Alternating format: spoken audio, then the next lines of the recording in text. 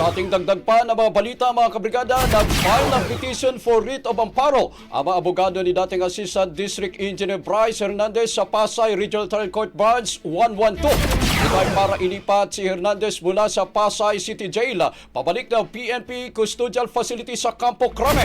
Hindi na ng abogado ni Atty. Ernest ng abogado na si Atty. Ernest Labanza na sa bigat na mga binitiwang aligasyon ni Hernandez, malaki ang magiging banta nito sa kanyang buhay at mas magiging ligtas ito sa kamay ng PNP.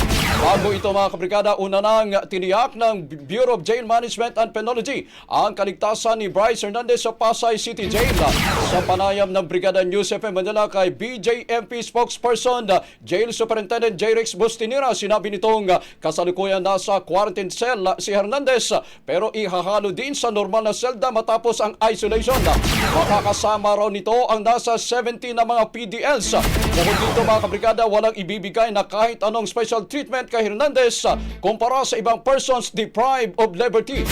Siya ho ay ngayon nasa quarantine cell kasi ang polisiya ho ng BJMP. Ganun din ho sa lahat ng mga nakakulong natin. Pag bagong dating ho, hindi ho agad hinahalo dahil baka may dalang COVID, tuberculosis o patawag sakit na maaaring mahawa naman yung iba. Yan ang tinig ni BJMP spokesperson Superintendent J. Rex Bustinera.